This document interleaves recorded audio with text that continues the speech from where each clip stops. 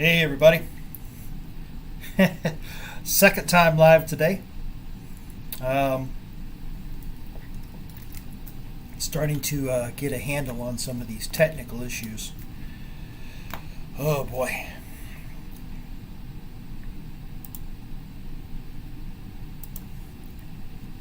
Hey, what's up, Moongo? I am live from deck 9 forward on the port side. Oh, what a mess, what a mess. So tried to go live earlier from down on in the atrium area and had some problems. So I've been back here in my stateroom for the last hour screwing around with this laptop trying to figure this out. How are you doing? It's cold in here. Hang on a second.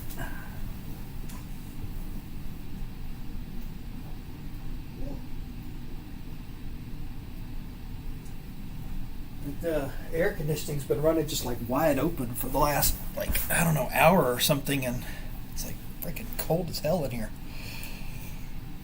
The good thing about this stateroom is that it hot cold like pretty quickly, you know. I'm great. Yeah, I'm okay. I am. Oof. You know, it's like every time I do one of these cruises, I'm like coming up with things that I want to change for the next one. Like the next cruise for us is Harmony of the Seas in May. And I'm already thinking ahead to that one, like how do I make it perfect? You know, how do I have the best setup with the best, you know, whatever, perfectionist kind of thing. So I'm already like looking ahead to that one. But I'm also trying to figure out like how to do like really good live streams on the rest of this cruise. So I'm getting there. The Carnival Mardi Gras is different from the Royal Caribbean ships we've been on, so we're trying to get used to this. It's cool. It's got a lot of interesting things to it. That's a lot of eating and drinking is definitely kind of one of the first summations so far. Food everywhere, and the elevators are very narrow, very small elevators. But there's quite a few of them. It's an interesting ship, so we're kind of making the most of it, getting used to it. Maria is currently in the thermal suites. She bought the thermal suite package, so she gets to go to the thermal suites for a couple hours a day, every day, or I don't know how it works. But she's able to go to the thermal suites like every day, so she's down there doing that right now. So. Yeah, the Super Bowl is going to start in a couple of hours, and so when we were down in deck 8 at the atrium, the top level of the atrium, it was starting to fill up pretty good down there. And stayed down there for a while before coming back here to the stateroom. So I don't know, trying to figure out where we're going to go for dinner, and I think we're going to do the Cucina del Capitano is the name of it. Probably going to do that for dinner. And then, I don't know, kind of figure it out. But, yeah. Water looks quite satisfying. Yeah, pretty calm seas. We're out, we're heading to San Juan, Puerto Rico. So we're out there, in the Atlantic. And the captain came on this morning and kind of gave us a whole thing of, here's where we are, and we're going 18 knots, and it's such and such depth, and this and that, and so. It was very, this morning, it was very, very windy up on deck. Like, it was so windy that they had to shut down the bolt coaster. They had to shut down the, what do you call it? The rope course. The rope course, they had to shut that down. So. I don't know. I will let you know. We are in we have another sea day tomorrow, and then we get to San Juan on Tuesday. So I'll let you know Tuesday evening, after Tuesday, Wednesday, whatever. San Juan is our first port stop, so I'll let you know after that. So we do that. do San Juan first on Tuesday, and then on Wednesday we're Amber Cove, Dominican Republic, and then on Thursday we are Grand Turk, Turks and Caicos, and then Friday is a sea day, and then somehow we're back into Port Canaveral on Saturday morning. So 2 sea days, and then Puerto Rico, Dominican Republic, Grand Turk, and then sea day, and then back to Orlando. Yeah, it's very nice. It's a pretty packed ship. We're at about 70% occupancy is what we heard from one of the other passengers that I think they found out from one of the crew members. And they were talking about it on embarkation day. So, hang on a second. It is still freezing in here.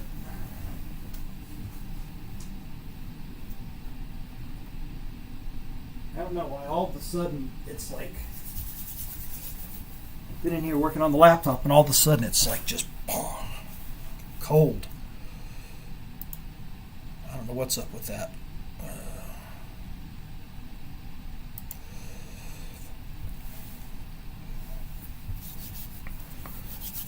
Yeah, very whew.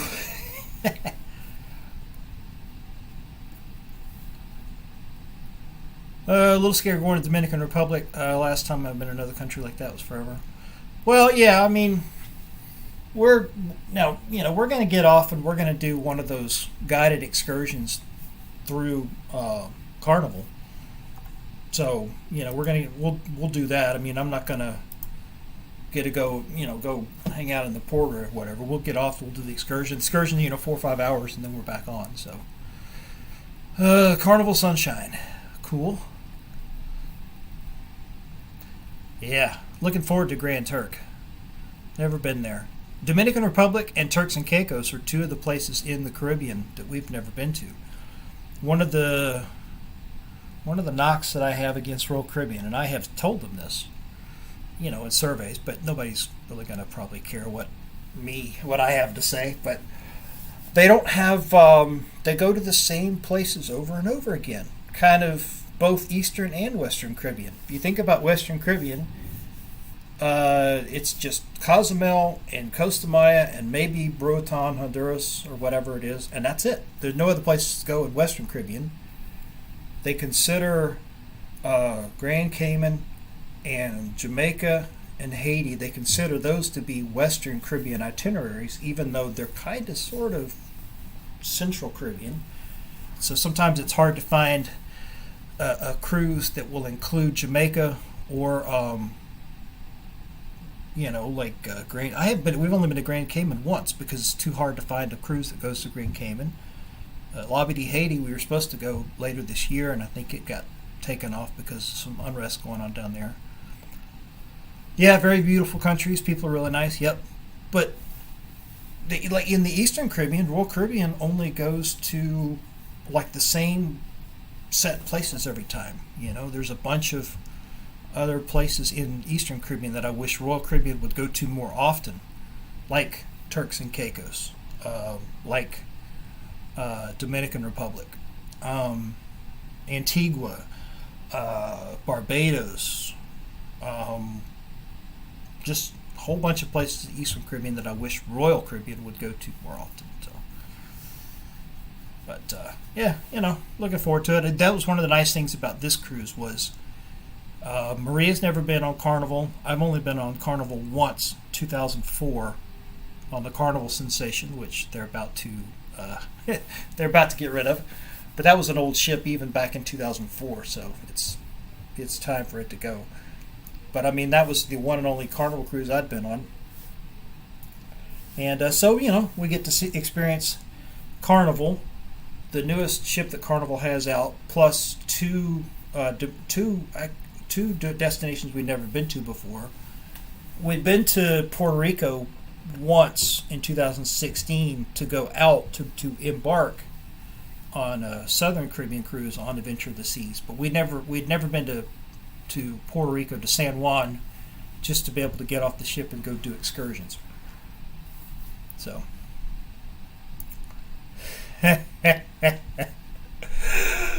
another Carnival cruise anytime soon. Honestly, probably not. Um,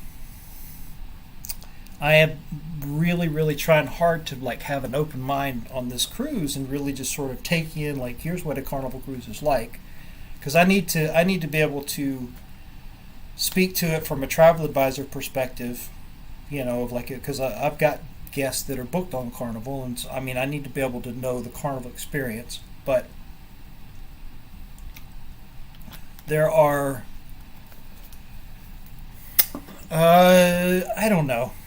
I say that, but it's not likely. For one thing, we're diamond level Crown and Anchor with Royal Caribbean. I know the Royal Caribbean ship layout so well that like as soon as we get on a ship, I kind of know where everything is. There are just certain things about Royal Caribbean, like the way that they operate, that I miss, and I really see that when I go on another cruise line. Um, there are little things about what we've seen already on this cruise about the way Carnival operates that it's kind of like, okay. Um,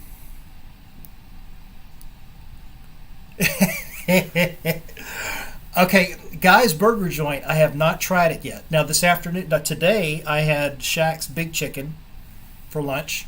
It was good. It was. You could tell that the Big Chicken is kind of the competitor to the like a Chick-fil-A. Like that's who they're going after.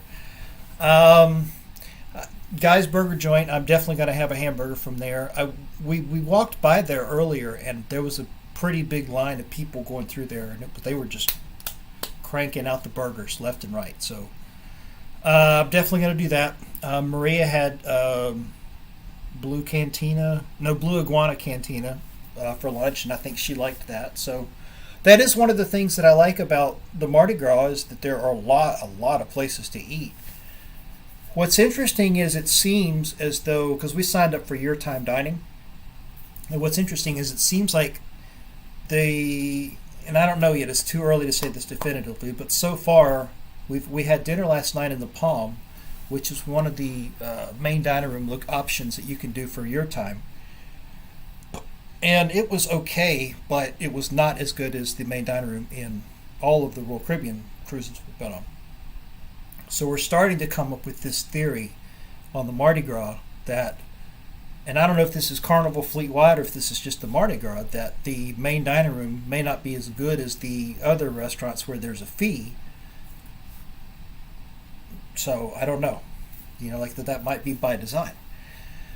So we'll see. We're doing the Cucina del Capitano tonight, which is one of the ones that you can sign up for. That's part of the year time.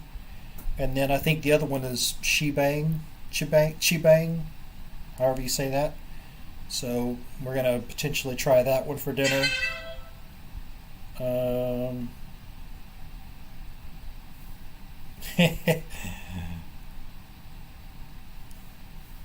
Okay. How do you... Sorry. We're doing the chat through the Royal Caribbean app, which is kind of cool. If I can figure out how to get it to work. Oh,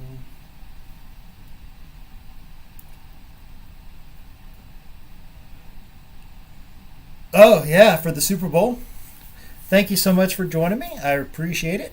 And good to see you again. We got a live stream every day this week, every day of the cruise. So let's see, tomorrow's C Day, so we're going to do 3 o'clock. I don't know where exactly, but 3 o'clock Eastern tomorrow. We'll figure out another part of the ship to do that one from. So Mungo, we'll see you then.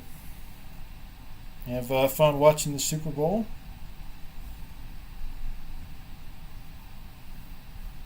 How do you do the... Oh, there it goes. Yeah, it's live from the stateroom. I like the stateroom. I really do. It's a little narrow, right? Like, I could just about, like if I stretch my arms out, there's only about a foot on each side, right? That's how wide it is, right? I mean, I got, decent wingspan going on here, but But it's long, right? So you got obviously a balcony and everything.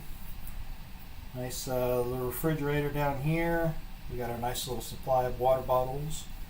I like the shelving. The shelving is cool, right? I really like the desk area. Notice the power back here. This is kind of cool, right? So you got a couple of USB ports here, a couple of ports over there. Power. Of course, we bring our own power strips. This is cool. This is like a little sofa that would pull out into, I guess you could pull it out into a bed. The bed is pretty comfortable. This little thing is like its own little storage, right? And then you've got all of these drawers down here to store stuff. It's pretty neat, pretty nice.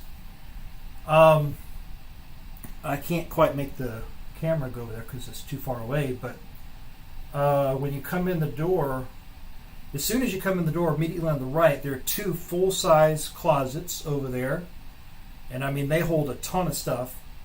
There's a safe in there. The bathroom is not bad. It's pretty nice. You got the TV, right there on the wall. You can see the TV. What's cool about the TV is they've got all these different ship cams that you can put on. So, like, if you want to watch the camera of the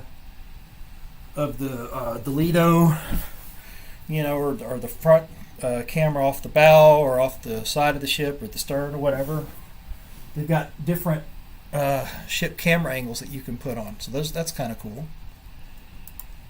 So it's a very nice balcony. It's not, like I said, it's not super wide, but it's kind of comfortable. There's plenty of room to put the suitcases under there. And so that's one of the nice things about it, is that you don't have to, like, if you look down here, look at that. That's the, there's plenty of room under there to put suitcases. And you don't have to lift the bed up or anything. That's kind of nice. You got little shelving units over there. And you got little lights on each side of the bed, and they have the little USB chargers over there.